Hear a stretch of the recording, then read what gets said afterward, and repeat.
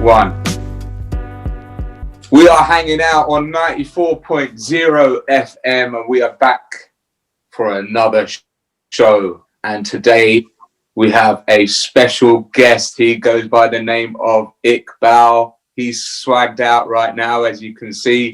Many of you can't see him because you're listening to this on radio. But for those who are tuned in on our YouTube channel, you can see that, mashallah, Iqbal is looking sharp today. How you doing, man? Yeah, good, Shaz. How you doing? Yeah, good. So Iqbal and me are, we go back like a very long time now. Probably 15 years, maybe longer. Yeah, definitely. Yeah, we've been friends for a long time. We wanted to bring Iqbal onto the show today because we're going to try and spend more time speaking to friends, speaking to family about their stories, about their inspirational stories, about where they come from and, where they are today. And Iqbal is someone, I think, who can really give us a lot of inspiration. We can learn a lot from him, not just as a friend, but also as an entrepreneur. So, Iqbal, for those of you, most of the audience won't know who you are. Just a quick introduction, man. Tell us about what you're doing right now and a little bit about Dandy Island, because that's what I wanted to talk to you about today. Right. Well, as you know, I'm Iqbal and I'm currently part of a business, which family-run business, which we started 6 years ago, and it's e-commerce. We do online collectibles. We do mostly movie memorabilia and action figures, and a lot of collectibles, which is a sort of like a niche market. It's more for the sort of like geek audience, if you like.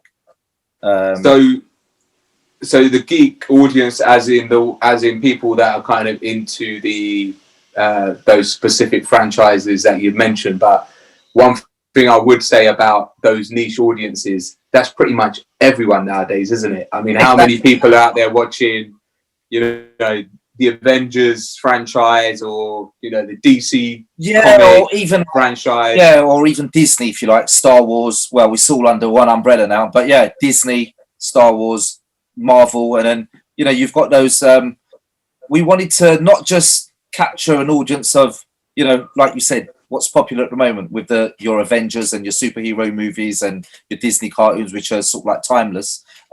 We wanted to sort of like engage with just people who just have a general interest in cinema and stuff. So we try and cater for all those needs, because you'll be quite surprised once you get into this sort of business.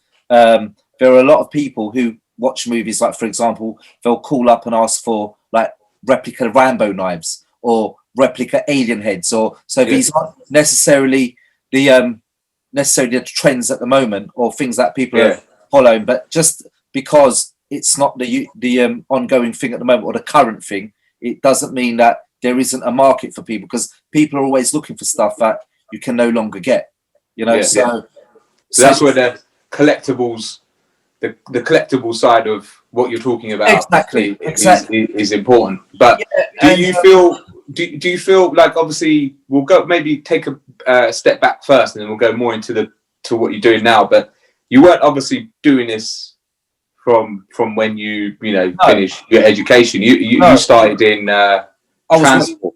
That's right. Yeah, I was doing IT management in the transport industry for London Transport, and I always had a keen interest in video, in movies, if you like, in cinema. I always had an interest, like, music. Cinema was particularly something I was fond of growing up, because my uncle was the first person in Mauritius to open a video shop. So really, yeah. So from a young age, as in VCRs, like rental, like a Blockbuster, obviously on a smaller scale. But he was the first person in Mauritius to introduce that. Now that would have probably been in the 70s, late 70s, and I grew up in the early 80s. And I remember growing up, he used to come to England and he used to just be buying all these films to take back to Mauritius. And it introduced me to films that probably kids my age wouldn't be watching, like old black and white movies and, you know, horror movies from the 70s or early 80s, like, you know, your Friday the 13th and those sort of things. So it sort of like gave me, I sort of like gained an interest in cinema from there, and it's always played a part, if you like. So it's always been of interest. I mean, like yourself, me and you, we used to go to the cinema all the time. So it's, you know, cinema is something sort of like, it appeals to everybody, doesn't it? All ages, all races, and different, you know, different kinds of people, different walks of life. Exactly. So, so how Dandy Island, the funny story about Dandy Island is how it actually came about. It wasn't going to be anything to do with superheroes or movie memorabilia or anything like that. It was actually going to be women's accessories and stuff. Now, the reason why we were going to go into that is because obviously as a business venture, you want to go with the ongoing trends, and obviously women's accessories, you know, like the sort of stuff you'll get from River Island, you know, like your high street, which appeals to a wider audience. Yeah. As opposed to like high-end fashion, if you like. So we were going to do like women's scarves, hats, sunglasses, bangles, those sort of things. And then at the last minute, we'd already started to invest in stock for this business. And we've actually got, I've actually got samples, which I'll share with you one day, of, you know, our sample website and how it was going to look. You know, we had a lot of stuff already set up and ready to go. And the reason why we stopped at the last minute is, I think one of the most important things is, if you want to start a business, is, I think, well, this is my personal experience and opinion, is you need to start a business, not because you want to make money. Obviously, that's the main reason why people start a business, to make money. But then, you know, the mistake that we would have made is starting a line of women's accessories or women's clothing. We have no knowledge in that. You know, I don't wear women's clothes. Yeah. I don't really buy women's clothes. So why am I trying to sell something which I don't really have a passion for? Yeah, exactly, a passion and knowledge for. So at the last minute, we sort of like made a U-turn, and then we thought, you know what, let's do something that we're knowledgeable about.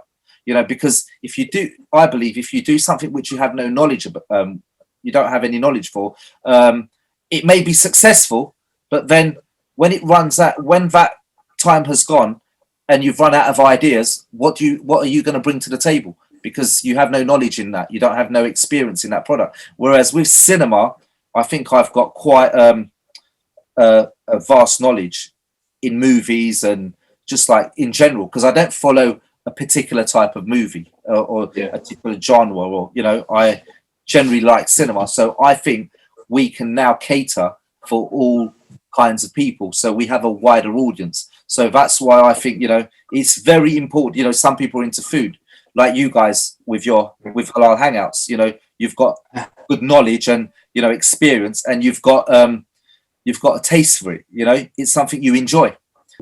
What made you take that step then? Because it's a big step to then go from earning a good amount of money, a decent salary, a good living, to then say, right, I'm going to just risk it all and go out on Dandy Island. Well, I think obviously with everything is you know, you're taking a risk. You know, there's elements of risk in everything that you do. You know, whether it's starting a new job or starting a business, because we'd already started Dandy Island. Like you said, it was still very small, and we were just testing the waters. But I thought, you know what, you're either going, because I've spoken to a few people along the way who were also in the mind of carrying on with their job, which is like a safety net, and then try something which they're passionate about. But then you're not going to be able to give both the care and attention that they require or they deserve. So I just thought, you know what? So we've tested the waters. There is some scope there. You know, there is some, you know, we had seen that there was some potential in it, if you like. So I thought, you know what? Let's just go with it. Let's just sort of like take a chance, let's leave work, and let's see what happens. You know, worst case scenario, you can always go back. You can always go back to work, you know, even if you don't. That's true. So what has been how was the kind of trajectory of Dandy Island? Like, what were the early days like? And And when did you realize actually this is serious? This can be a serious business. This can be something that I can build into like a full-time venture and live off of it. Well, just in the beginning, it was just, testing the waters, literally starting with very small items, which were related to what we wanted to go into. So we'd get like key rings, or at the time, it was like Funko Pop vinyl figures. They were really huge at the time, six years ago, they were huge. So we started off with that, not knowing that obviously these were going to be huge. So we just bought a little bit of various items, like it was baseball caps, but it was all like superhero or movie related, baseball caps, key rings, the pop vinyls I mentioned, some statues as well, but on a smaller scale. And then we found that there was a demand for it. There was a market for it. And then we thought, you know what, let's see how we get on. Done all right with it. And then we thought, you know what, let's move a step up and try and do a little bit, try and sort of like dip into the high end market. Obviously, it's always a risk, whether it's high end clothes, high end, whatever items you're going to sell. When it's high end, I don't think it's always a risk to sell it, but capturing the right audience, because obviously you've got to build a rapport with your audience, with your customers. So they have to start to trust you and know that, there's like with clothing or watches or a lot of other things, there's a lot of imitations or fakes and stuff like that. So obviously,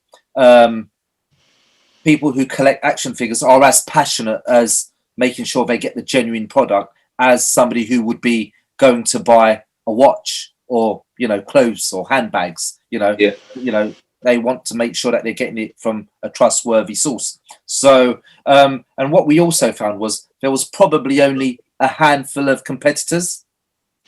And at the time, there was another company who we looked at as our main rivals.